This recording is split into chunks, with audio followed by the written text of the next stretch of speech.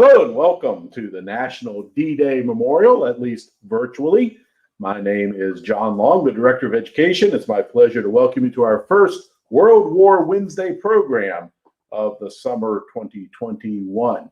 This is a lecture series we do in the summer on Wednesdays to allow us to explore not just the Second World War, but other topics as well. And you're going to find today's talk very interesting. But before we get to that, let me give you a preview of some other upcoming virtual programs, and we hope you can join us for that.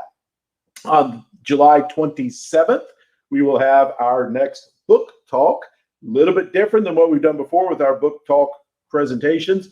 This one, we're going to interview three authors, three regional ladies who have written books related to the Second World War, ask them about their books, their inspiration, why they find World War II such fertile ground for writing not only fiction, but also nonfiction as well. And so join us at that at noon on the 27th, and then continuing with our World War Wednesday series on the 28th, just the next day.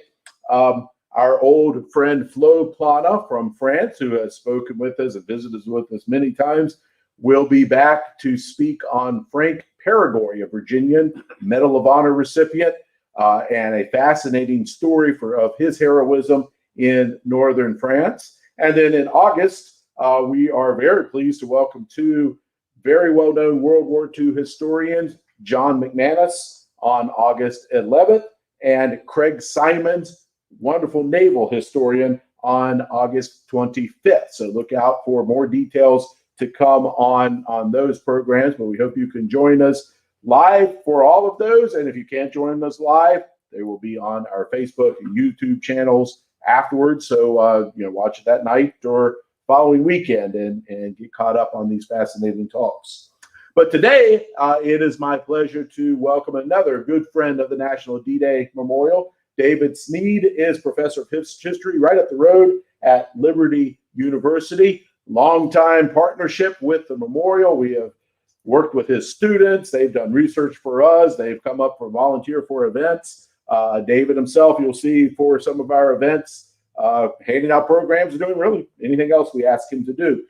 And so, again, we're pleased to invite him in to speak today. He's the author of Eisenhower, the Gaither Committee, and the Cold War, an American Soldier in World War I, author of John F. Kennedy, the New Frontier President, and editor of a number of books. I won't take time to read all the titles, but very active in his academic pursuits and his publications. Away from work, his life revolves around his family. Been married to Lori Snead since 1991 and blessed with twin daughters, Reagan and Delaney. Reagan's been an intern here at the memorial before, and his son Daryl.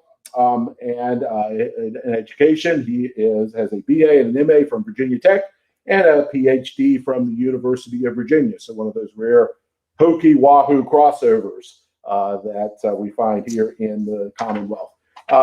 And his topic today is the Seabees in World War II, topic we've never explored in one of our virtual talks, and so we're looking forward to that. And with that, no further ado, I'll turn the podium over to Dave. Thank you, John, for that kind introduction and just giving me the opportunity to speak here. It's been many years since I started working with the memorial, and I feel like we have been a very good team doing conferences and a variety of other activities. And the memorial has been wonderful for my students and giving them opportunities to do their own internships and studies as well as employing several of my students over the years. So again, I thank you for that opportunity. And I encourage anyone that hasn't visited, please come see this wonderful memorial. It's one of the best out there.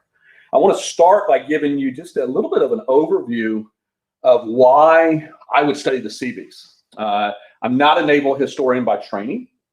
I have done some naval history now, but by training, I'm an Eisenhower historian. And the Seabees kind of came to me by accident. I knew about them because of the World War II era movie, The Fighting Seabees with John Wayne, but that wasn't enough to get me excited about Seabees. What got me excited about Seabees was something personal and then also professional. Personal is the young man you see up on the screen.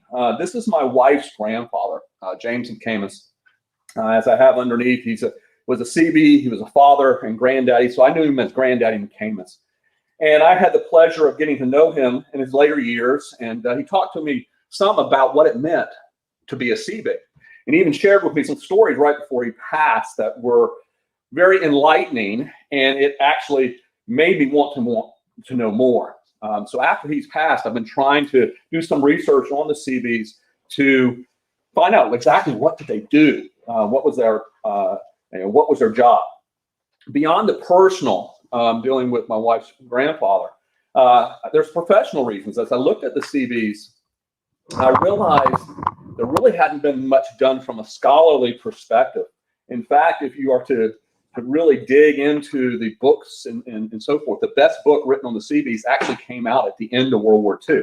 Actually came out during the war. It was a 2-volume by William Bradford Huey, first one called Can Do.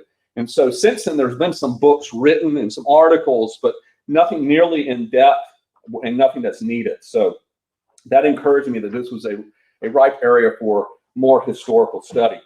And beyond those reasons, around 325,000 men served in the Seabees. And many folks don't know about them.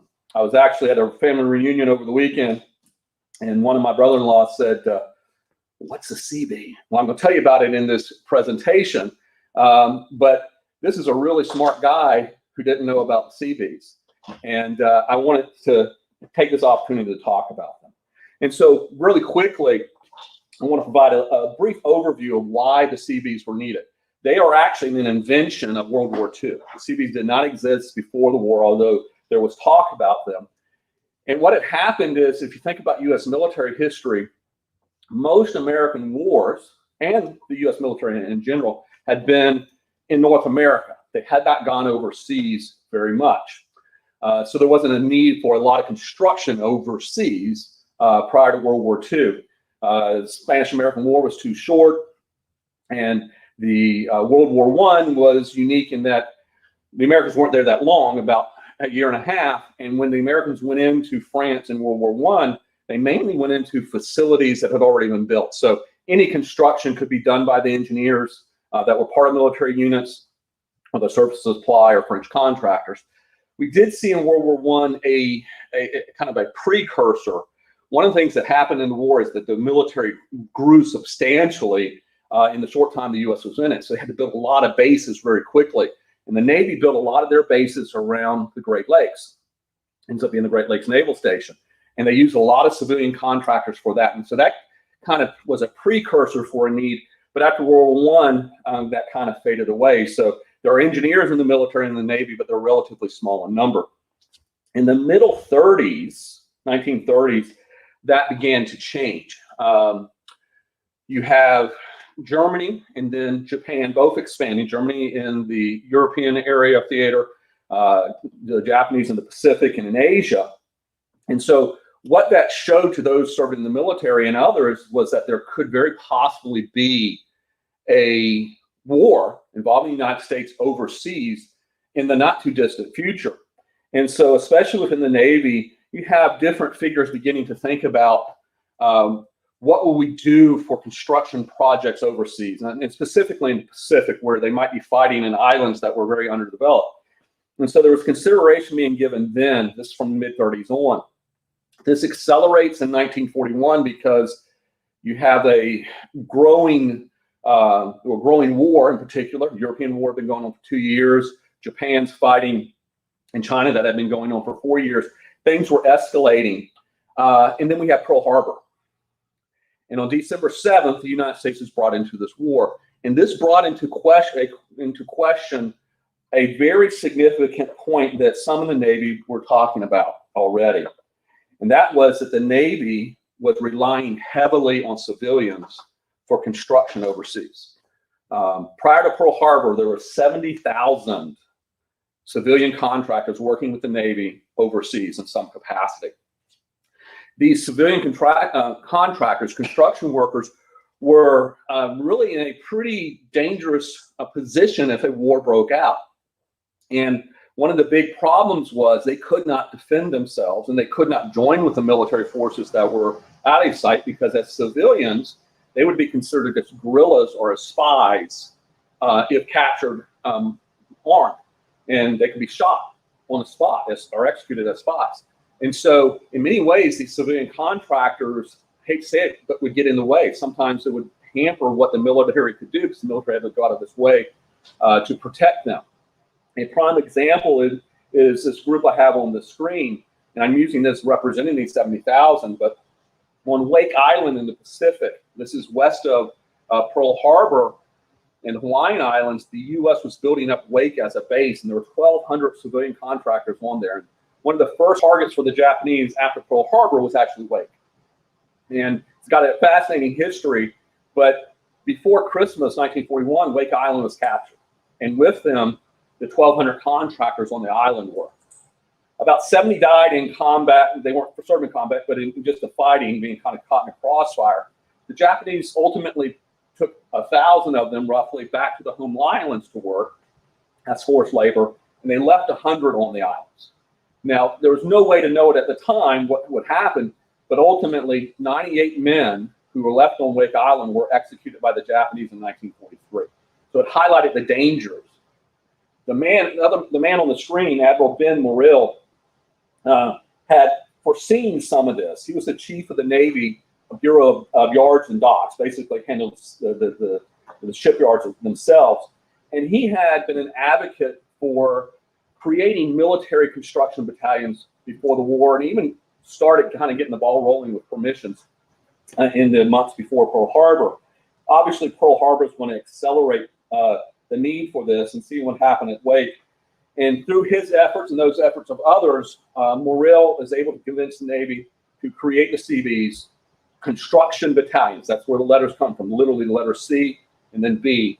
Obviously gets drawn out as the Seabees very quickly in January of 1942. So within a month of Pearl Harbor, the Seabees are officially created.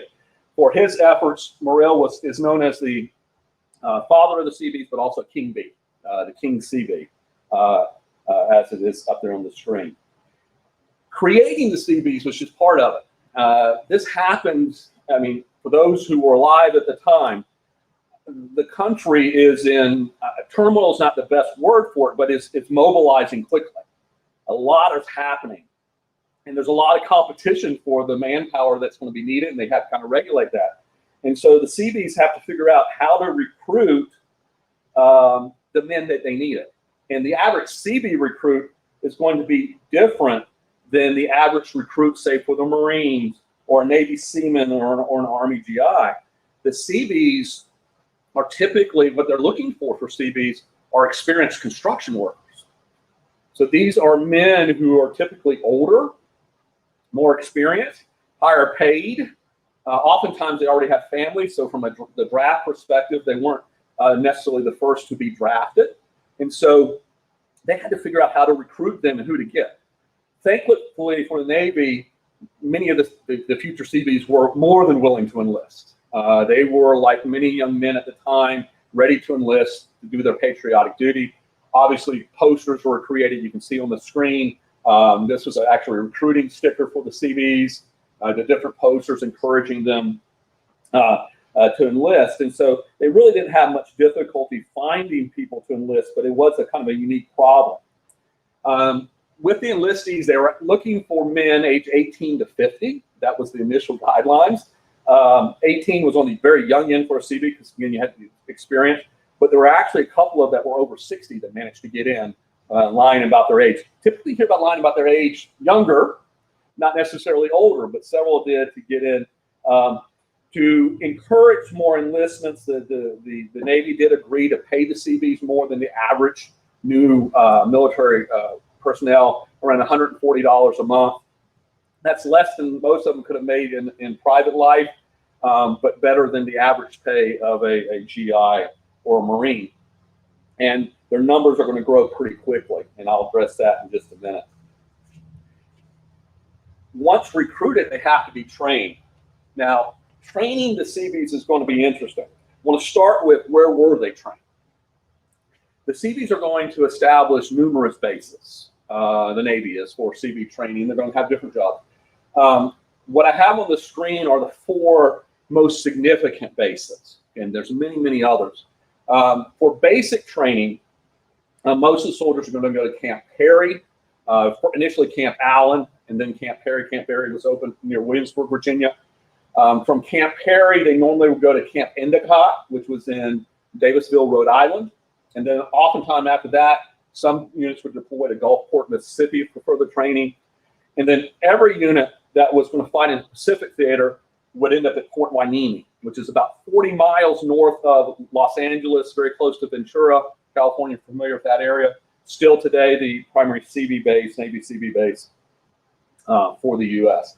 And so these were the four main bases where they trained. Training had to be developed. What you need to keep in mind to Seabees, while they were the slogan, we build, we fight. We build and fight for victory we have there. Their primary mission is construction workers. That's their primary mission. They're not supposed to lead the offensive or lead an attack. That's not the goal. The idea is they should be able to defend themselves and if called upon to help. And so what type of training regimen? You know, if you got a 35-year-old, he can do things differently from a 20-year-old. And so how do you go about this? And so this was actually a work in progress. The training of Seabees evolved over the course of the war. And it was different from the basic training that other military personnel would experience. Typically, the Seabees, after they enlisted, or eventually some were drafted, most enlisted, went through what would be considered basic training. This is where they were introduced to the basics of what it meant to be a soldier or be a seaman, I guess, in the Navy. Who to salute, who not to salute, you know, how to march and step, the military drill, some weapons training, just a little bit. This is the introduction. Physical, conditioning. I have up on the screen several different areas where they had to be trained on, from learning how to embark and disembark from a ship to bayonet training all the way through to some construction projects. Basic training lasted between 2 and 4 weeks, typically. And that varied. Early in the war, it was closer to 2 weeks. So you can see it's not a long-term indoctrination by any stretch. At the end of their basic training was when the Seabees were organized into their most basic, I'm going to call fighting unit. I'll use that term, and that's the construction battalion. I'm going to talk about the force structure a little bit more, but the most basic Seabee unit is the construction battalion. And that happened at the end of basic, and then they were shipped to advanced training where they learned to work together. That's where they went normally to Rhode Island for that training. That was a critical Seabee base as well. And they would spend oftentimes about 6 weeks there. This is where they learned what it meant to be a part of a larger unit. And one of the things you have to keep in mind with the Seabees is every battalion was supposed to be able to meet any construction need. And so there's, in a battalion of 1,000, 1,100 men, thereabouts, that a Seabee battalion broke down into, you would have many, many different trades, but they had to be able to work together, and that's where they did that. From advanced training, some were immediately deployed. Others went to like Gulfport. Others would go be deployed in a sense, sometimes in the States or at a base or a location that was run by the United States, for example, Hawaii, and they would do work there while also doing their training. So they would do a mixture of stuff before being deployed overseas. In terms of their force structure, I mentioned earlier, altogether about 325,000 Seabees served at some point in the war. The highest number at any given point was at the very end of the war, when there were roughly 260,000 Seabees serving, about 10,000 officers and about 250,000 enlisted men serving at somewhere in either the Atlantic or the Pacific. The other 60,000 had come through at one point or another, served, and were out, but these were still serving, 260,000. Each battalion, as I noted, which is a basic formation, on paper had 32 officers and 1,073 men. That was a basic formation. But if you know anything about the military, the numbers on paper always varied. But roughly think of Seabee battalions as 1,100 men. During the course of the war, there were 151 Seabee battalions. And so you'll see the 103rd Seabee that my wife's grandfather was in. but they literally went from 1 to 151. And this was the most basic unit, so well over 150,000 men were assigned to these different units. If you have a large number of Seabees working together, larger than one battalion, they would sometimes form regiments. And this is where I'll talk about a little bit more of Operation Overlord, where you might have several battalions in one area. They needed a larger command structure, and they would be formed in a regiment. 54 different regiments were created during the war. And then where you have really, really large concentrations of men, those regiments, those battalions, regiments were combined into what were known as naval construction brigades. And there are 12 separate ones of the brigades during the war. The best example of that would have been Okinawa at the end of the war.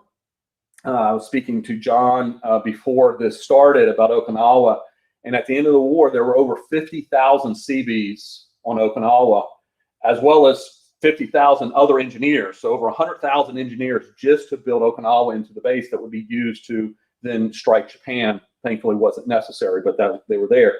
And so in the situation, we've got 50,000, you needed brigades, not just the regiments or Seabee battalions. There were many other units as well. And so while I'm going to focus on specific construction battalions, there were many smaller units, specialized detachments. A primary example of this is after a Seabee battalion would go through and maybe build a base, oftentimes another Seabee group would come in, and they were called a Seabee maintenance unit. And they would be about 250 men. And they would come in and maintain that base as the battalion moved on to something else. So that's the basic force structure. So what did these Seabees do? You know, what were their jobs? Well, I want to start with basically they did anything and everything they needed. That's the first thing. I want to start with a quote. This was in the Pacific. And one of the Seabee commanders was traveling through the Pacific and meeting with different commanders at different sites. And so he asked one of these naval commanders, well, what do you think about these Seabees? And he responded, you mean those can-do boys? They can do anything you ask them to do. And so can-do becomes one of the mottos for the Seabees. We build, we fight came from Morrill, can-do became from this anonymous naval commander. By the way, there's many different theories where that came from, but that's the one that has stuck the most. But they can do. But literally, when the Seabees enlisted men, they were recruiting for over 60 different trades, construction trades. So I have a list actually somewhere of all 60, but among those, plumbers, electricians, carpenters, truck drivers, draftsmen, wharf builders, stevedores. I wasn't exactly sure what a stevedore was, but that's a person that unloads ships and loads ships. And bulldozer operators, just a sampling of them. In every unit, every battalion had this sampling of men. I have up here just a picture of electricians, one of the units.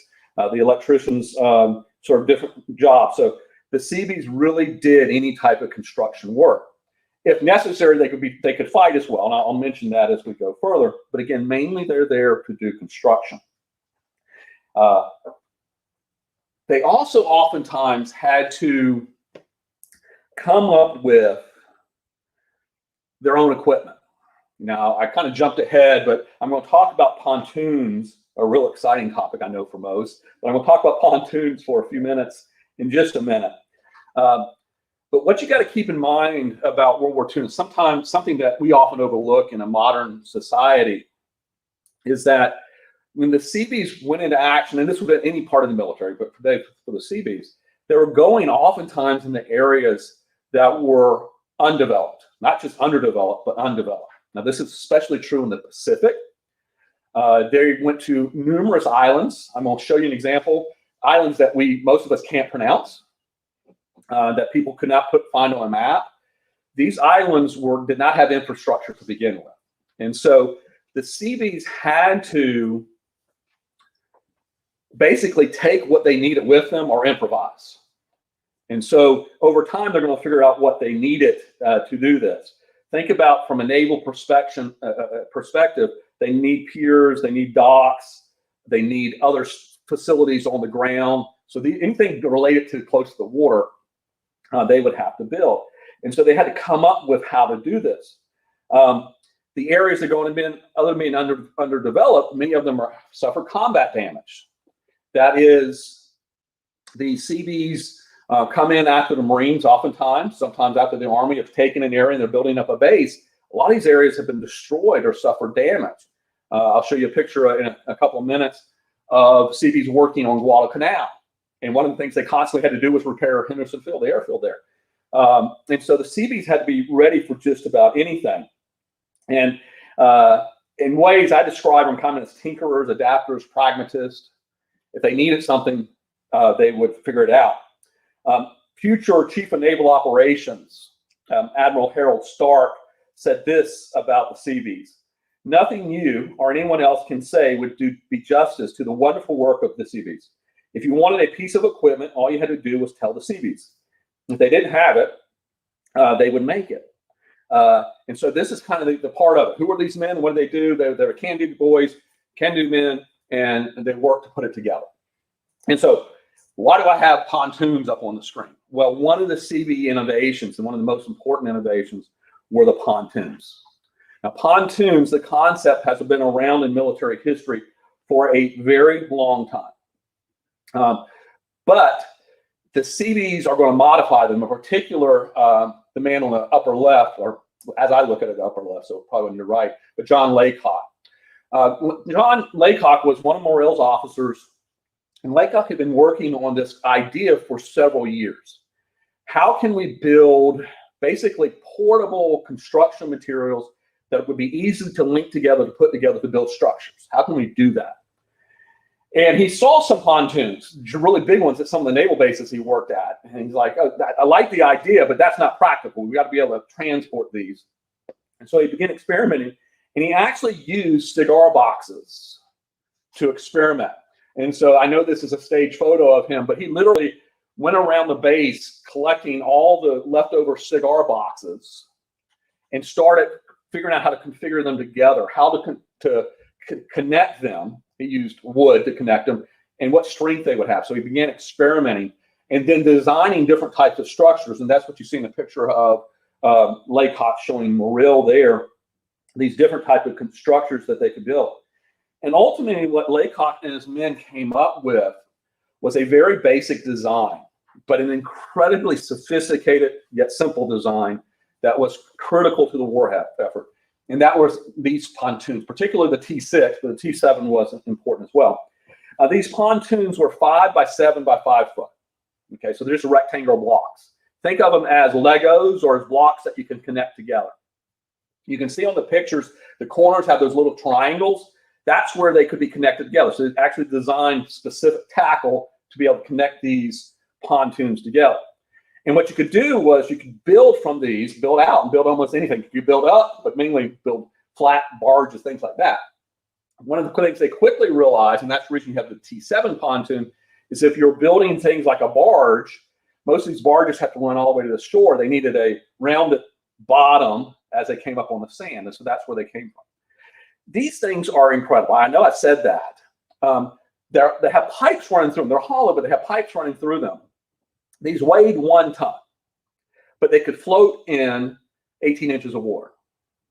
And if you wanted to sink them, and I'll talk about why that's important, if you wanted to sink them to the bottom, you could fill the interior piping with water to give them weight to sink to the bottom. So they're going to serve different roles. But this is something the Seabees worked on and came up with. You see down here in the bottom, they would string these together. So they call it a string of pontoons, varying sizes, to start building different structures. Altogether, in the war, the U.S. built over 520,000 of these. Here's a picture of these pontoons getting ready to be shipped out. And they're going to use them for different things. This is actually on my left, over here on the left, on the screen, you can see the diagrams of a couple of different types of barges. You know, one carrying oil tanks, another one that's an icebreaker, and here's one, a tugboat that was oftentimes used. And these could be taken apart and made in all sorts of configurations. This is just one example of this improvisation. This one on the right of the screen shows these pontoons together, 2 strings tied together. So this is a 2 pontoon by, typically these were 30, but don't quote me on that, but typically 2 by 30. They would strap them to the side of one of the most important ships that's underrated and understood from the not understood well from the war. And that was from the landing ship tank, the LST. And the Seabees learned, this was at Sicily, or before Sicily, but for the Sicily landing, that they could actually tie these off to the side of an LST. And the LST was designed to actually run aground itself. You'll see a picture of one of those later. But oftentimes, they couldn't get close enough shore where you could actually unload straight to the beach. And so they needed some sort of dock or pier to do that. And what the Sicily in particular was important for this because of the shallow water. And what the Seabees realized with practice, obviously, is they would strap these to the side of an LST, have the LST run to the beach, and as this LST was running around, they would chop the ropes and the lines holding it, and this pontoon causeway would then continue forward because it could float and went all the way to the beach. And so the American and British forces, in this case would have been the American, are able to land on the southern side of Sicily in 1943, which is not where the Germans were expecting it because of the waters, and catch the Germans by surprise. And in large part because of these causeways, because across these, men could offload from ships and get onto shore. So it's just an example of what these pontoons were able to do. Now, I could get excited. I'm going to have to move off pontoons, but I get really excited about them. Don't ask me about the engineering. It's just amazing. They were called magic boxes. I believe that. But these are smart men who knew how to put things together. So where were these men deployed? Well, the basic answer was anywhere and everywhere. They saw them. The Navy came up with what they called 5 roads to victory. And on this map, this is just a basic world map, but on this map you can see some arrows. There was the North Atlantic route, which basically was from New England to Canada, to Greenland, to Iceland, down into the United Kingdom. So coming in from the north to get into Europe. The South Atlantic route, which I just have 2 arrows, one to South America, and then from South America, typically Brazil, over in Africa, coming in North Africa and coming up to Europe from the south. Many different Seabee units are going to be stationed actually in South America. So that was one of the routes. So both of these were routes to victory. And then in the Pacific, there are 3 of them. There's the North Pacific, which on this map actually has arrows on both sides because it shows Alaska to the Aleutians. Surprisingly, about 25% of the Seabee forces at one point or another served in the Aleutians. Because it was actually almost I hate to say direct route, but it was a route to Japan. And then you had the Southern and Central Pacific routes, relatively close together. The Pacific's big. The Southern Pacific route, which stretched basically from Samoa, the Fiji Islands, Australia, Solomons, New Guinea, up to, you can see the bottom arrows, up towards the Philippines. And then you had the Central Pacific route, which in essence starts with Tarawa. Many of you know about the invasion of Tarawa. But centrally Tarawa, then the Marshalls, then the Marianas, which were Guam, Saipan, Tinian, and some of the more famous islands of the Pacific Theater. And then ultimately Iwo Jima and Okinawa. But all of these were routes that they had to follow.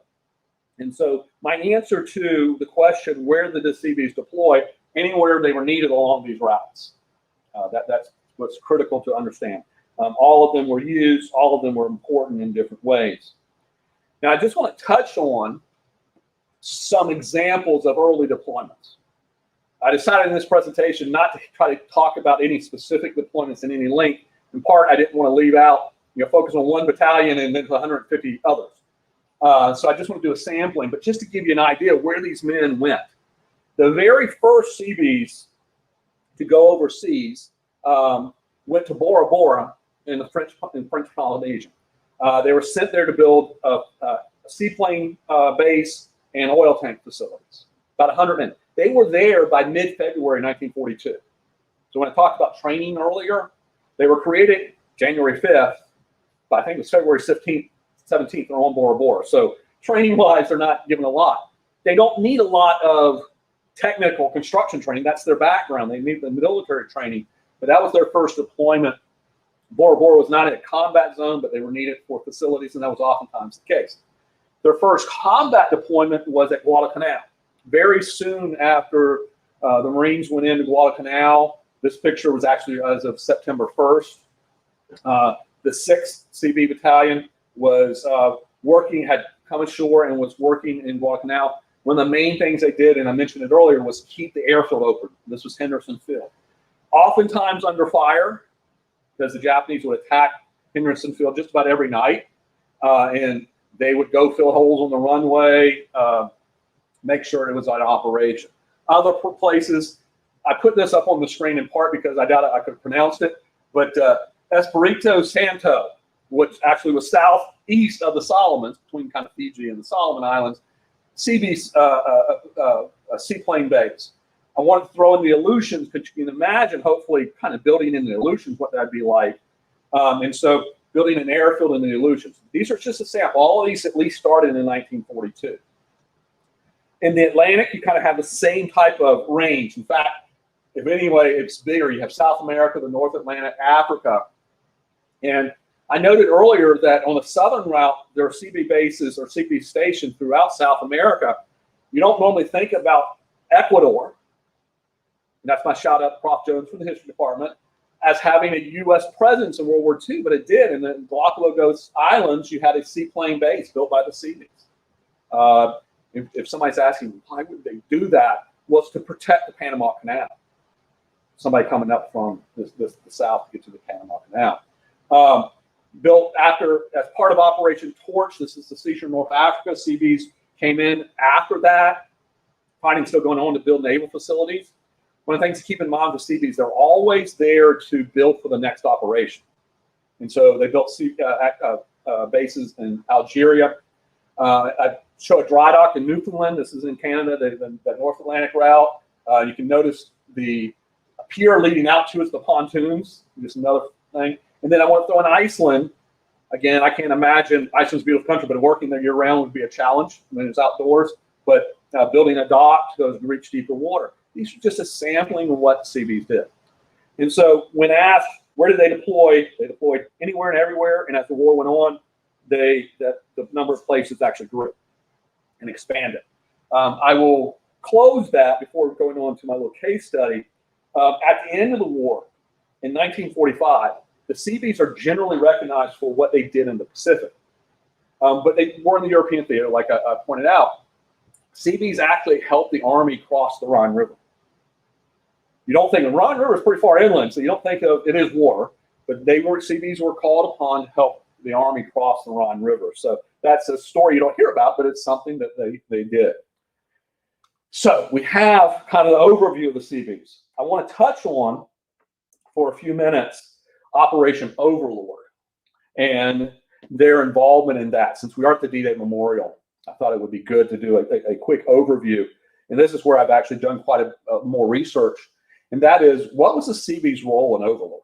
That is both before the actual landing on June 6th and then on June 6th. And the role was pretty significant. And so I have a CB base in Scotland up on the screen, and then a picture of England. And what you got to understand with Overlord, most of the activity, the planning or the training, preparation, mobilization was in the southern part of England, particularly kind of southern and then southwest England. And so the Seabees started coming in. The first units actually arrived in 42, but 43 and 44. Their primary role before G-Day was to build up naval bases for U.S. naval personnel in England. And altogether, over 11,000 Seabees served in Overlord in some capacity. There were 6 different battalions, Seabee battalions in England at various times, but it grew as we get closer to June 6th. Other smaller detachments. Ultimately, because of the numbers, there were 2 separate regiments created, if you remember the regiments I talked about for this. In England, they did a variety of things. Among the most significant earlier was basically basic construction. They're going to build housing, and this is a sampling of pictures to give you a sense of what they did. They built housing for 30,000 officers and enlisted men. They built hospital spaces for 2,700 patients. They built over 840,000 square foot of warehouse space to store different equipment. They used over 2,300, 23,000 pontoons to build different structures. All of this is in the preparation and the build up to Overlord. What most people oftentimes don't get, because we watch wonderful movies like Saving Private Ryan, or any out of the World War II movie, recently Midway. You see the combat, you see what happened on a particular day, but you don't see what happens going behind the scenes. And that's where the Seabees primarily work, building, getting ready for an operation. Now, one of the things the Seabees had to come and deal with, and it was not just Seabees, it's all the men and women involved in this, was the beaches themselves. And I wish I had more time, but the Germans are going to build a lot of defenses on the beaches, a diagram, a couple of pictures. And so this is going to make it a challenge. You got to cross through these somehow before you actually get to German positions.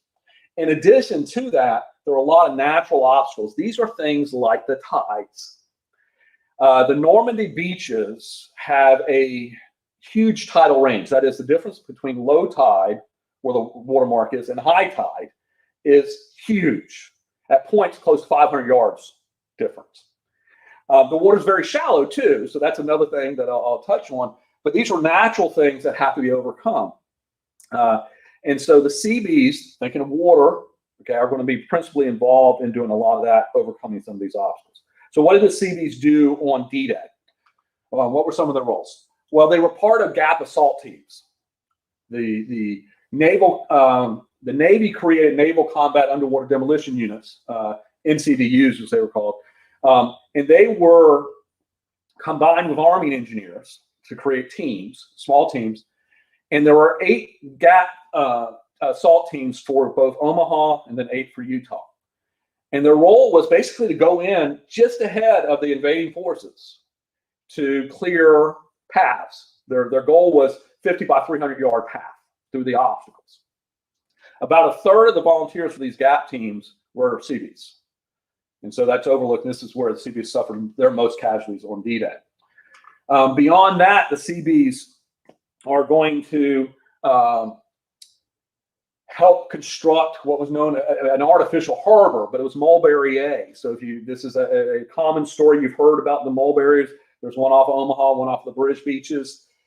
These had to be constructed, and that were constructed by basically sinking things. It's a breakwater. For those who are around the water, they need to create a breakwater so that ships could get behind the breakwater into the harbor where the water would be calm, where they could offload.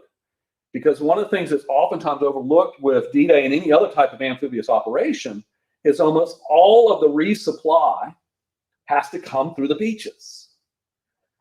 Typically, you're not taking a port, and oftentimes it's going to be weeks, if not months, before you can have port facilities. So you're going to have to come over the beaches. So the mulberries were artificial harbors, were different things. Old ships were sunk to help create a breakwater. Cement caissons, these had to be transported across the English Channel and sunk. Seabees were the key members of doing this. Approximately 4,000 men were part of the construction of the Mulberry A. In addition to the mulberries, they're going to build causeways. That is basically, they call them piers, docks, they call them causeways, stretching from the beach out to where ships could offload. They built 2 at each beach. The longest was 2,400 feet, so about a half mile.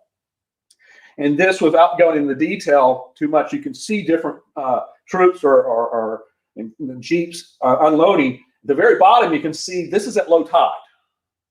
And so at low tide, the pontoons would sink and be on the bottom until they got out to a certain point in the water. And then when the tide came in, they would float up and always have something to the beach and be connected to the beach.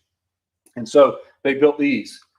One of my favorites is they built what was called Rhino ferries. These are think of the barges. These were 6 by 30 in terms of pontoons, about 42 by 175 feet. They were manned by a handful of Seabees. They had these huge outboard motors, 2 of them that would propel them in. And their job was they were towed over the English Channel by an LST. Got about 10 miles out from the LST, they were released, and then they had to come to the front of the LST. And you can see how ideally the LSTs would be able to come up to the shore and open up their front. The bow would open, the doors open up. But they had to do this offshore, and so they had to marry the rhinos to the front, which was interesting in waves that were a lot bigger than they expected. But they managed to do it. It took about 2 rhino loads to empty 1 LST, and they transport these ashore. Now, oftentimes under fire. Here's a picture of them going ashore. You can see Sherman tanks on some. I mean, I can't imagine you're like 6 inches of water on the side. But anyway, this is some of the things that the Seabees did there with the Rhino ferry. So all of these are not some things you hear about a lot because they weren't part of the invasion force per se, storming the beaches, besides the GAP teams. But they were critical to getting supplies across. Just in quick summary of this, what did they do? They provided thousands of housing for thousands. They constructed numerous bases. They provided volunteers where were needed. They constructed over 20,000 pontoons, which we've seen, Mulberry A.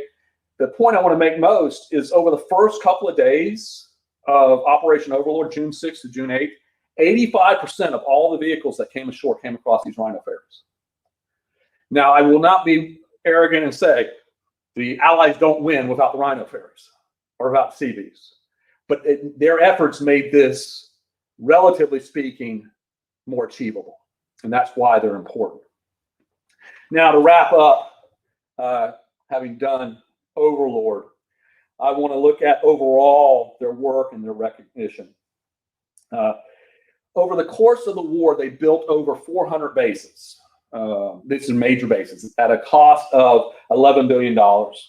In the Pacific alone, they built 111 airstrips, major airstrips, 440 piers, 2,500 plus ammunition magazines, 700 blocks of warehouses, not just one warehouse, but blocks of warehouses, hospital space for 70,000 patients, fuel storage tanks for 100 million gallons of fuel. That just blows my mind. And housing for over 1.5 million men. So their efforts were well recognized. I skipped over it earlier, but I want to come back to this. The Marines and Seabees, as we wrap up, had a special relationship. They oftentimes worked together. The Seabees did work with the Army. I mentioned MacArthur, but oftentimes a Seabee battalion might be attached specifically to the Marines, so they worked closely with them. There was quite an age difference between most of the Marines and the Seabees. The average Marine is in his early 20s. The average Seabee in World War II is 33. And so they had a good nature relationship. They very much respected each other. But Marines would say things like this: be kind to a Seabee, he might be your father. Never strike a Seabee, he may be a grandfather of a Marine. The Seabees took that, but they were good at giving. And at least one unit evidently developed an honorary junior Seabee rating just for the Marines. And they made a badge that they gave to Marines that earned the right to be an honorary junior Seabee. It is something I'm still looking for. Admiral Rill talked about it. I have not found one of these badges, but I am still looking for it. So they gained a lot of respect between each other. Now, it came with a cost. 272 enlisted Seabees died in combat. 18 officers died, so almost 300 men were killed in combat. The largest number of those was at Iwo Jima. But almost 300 men died in combat. 500 others died in accidents. This is, again, another one of those things where it's overlooked in the war how many military personnel lost their lives in training or doing construction work. Easily equal to the number that died in combat. And so in this case, 500 died in accidents. Over 2,000 Purple Hearts were awarded for those killed and wounded. And so I have that image up there. Seabees were awarded, besides Purple Hearts, 5 Navy Crosses, which is the highest naval award for heroism you can get, just below the Medal of Honor, 33 Silver Stars. So they were well recognized. I want to finish with the quotes that I think people have probably been reading. Basically, the pictures on this screen are of kind of the Hall of Fame of American commanders of World War II. Nobody get mad at me. I did not try to get an exhaustive list. Okay? But these are some of the most important commanding officers in the war. General Douglas MacArthur, commander of U.S. forces in the Southwest Pacific. he said this about the Seabees. And MacArthur doesn't necessarily like the Navy a lot. Okay? The only trouble with your Seabees is that I don't have enough of them. That was in 1944. After the war, Admiral Chester Nimitz, Chief of Naval, the Pacific Fleet, commanding officer of the Navy in the Pacific. Without them, we could not have beaten the Japs. Ernest King, who was Chief of Naval Operations for the entire war. The accomplishments of the Seabees have been one of the most outstanding features of the war. Their ingenuity and fortitude have become a legend in the naval service. Then at the bottom, Marine Commandant General Thomas Holcomb, this is what he said about the Seabees. Our Marines, returning from the fronts, have had nothing but praise for the work of our Navy's rugged fighter builders. Wherever Marines have gone, have seen the their Seabee comrades performing miracles of construction and repair, often under heavy fire. So my hope after this relatively brief presentation is that you have an introduction to the Seabees. Maybe I'll encourage you to watch The Fighting Seabees, the John Wayne movie that most Seabees didn't like, by the way. Had too much romance and love in it. But at least give you an introduction to the Seabees and maybe to read a little bit more about them. I appreciate the opportunity of speaking with you. I think there's a chance for questions if you have them, that you can send them in by through the computer. And my excellent technical staff here, John Long and Sarah Peed, will ask questions of them. Thank you, David. Absolutely fascinating. And I'll start with a question of my own. Did any of the technology that the Seabees developed, or I know the answer would be yes, but how was it applied to civilian projects afterwards? Oh, I mean, but just think of the pontoons in terms of construction at areas on the shore. That was something that was widely adopted. They developed mainly, I would say, improvised with different types like cranes and bulldozers, ways of building that were unique. Those are going to go into construction afterwards. One of the things I didn't note with the pontoons was one of the things Laycock set out is we need to keep them simple to build. And so their length of 5 foot by 7 foot, that's the normal size of steel sheets that's produced. And so they didn't want anything that was not normally produced in civilian manufacturing. That's something that's going to kind of that mass production techniques is going to be something that spills over after the war. Great. Kathy, another longtime friend of the memorial, asked a question which you sort of answered a minute ago. She notes that the Seabee participated in World War II amphibious invasions. 97th joined the 108th on D-Day to construct the pontoon causeways on Omaha Beach.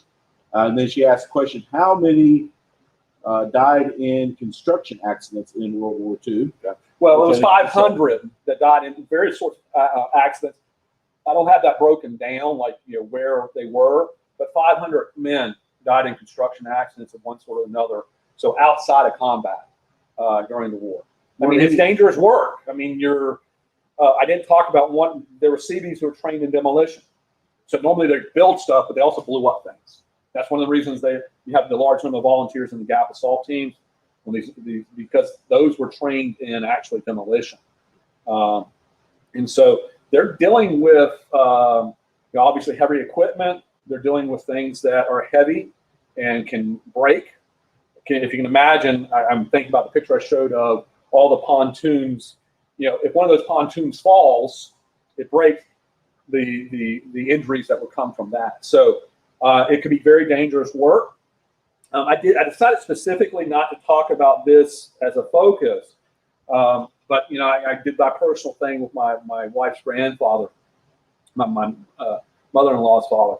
Anyway, he was part of the 133rd, and they were actually Seabee Battalion. They were actually assigned to the specific Marine Corps division that went ashore at Iwo Jima. And they were literally attached. So they weren't a separate unit going in. They were attached.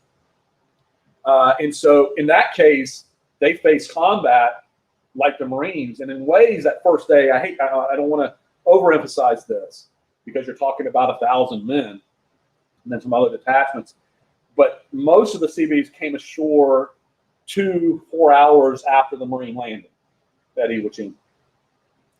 And if you know about the Battle of Iwo Jima, it was awful. But the landing itself, the first couple hours weren't that bad because the Japanese allowed the Marines to come ashore.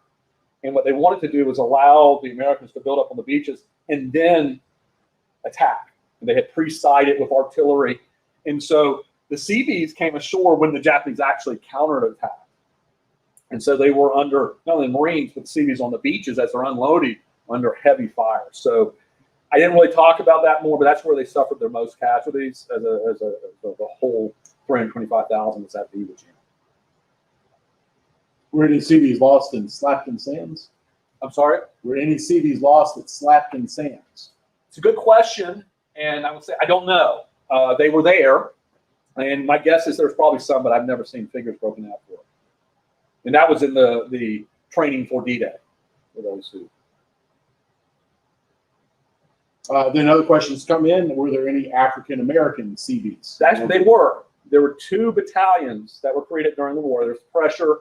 Think of the Tuskegee Airmen from the perspective of the Air Corps, but 2 battalions were created and served overseas. They were placed under white officers and not necessarily treated very well, as you can expect, unfortunately. But there were 2 of the Seabees, 2 of the 151 battalions, but they were in segregated units. Okay. And a lot of the stevedores too. The stevedores is very interesting because they needed a lot of stevedores. And the Seabees, this is Morrill going back to the beginning, actually negotiated with the leading union of stevedores. I forget the name of the leading union for recruitment. And the union agreed to provide basically 20% of their unit number or their union to supply the stevedores that would be needed during the war. And many of them, yes, were ended up being the African American units, but not all. Another one just came in. In your research on the Seabees, have you come across any records of them as prisoners of war, specifically in Japan? The answer is no. And I'm sure there are isolated cases, maybe where they were taken prisoner, but generally, most of them are coming in just behind the Marines. And so unless they went ahead, for whatever reason, somehow got out, they were not typically in danger of being captured. If they had been in place at the beginning of the war, they'd been a different story. And so I mentioned Wake Island. Another area that had a lot of civilians was the biggest naval base in the Philippines, which is Cavite, which is south of Manila. And when the Japanese took that, they captured a lot of civilians, but the Seabees didn't exist yet or were being created. And so typically, I'm sure there's a case that I'm not aware of, but that was not normal, where they would be in that big of danger of that. That's it. Well, no other questions have come in. If anybody has one and you throw it in the next 30 seconds or so, we'll try to pass it on. But in the meantime, let me thank you for fascinating presentation. Some great history that doesn't get nearly enough attention. And as always, we thank you for your support and volunteering and learning the students through the years at the National D-Day Memorial. Well, I appreciate the opportunity. Thank you. Excellent.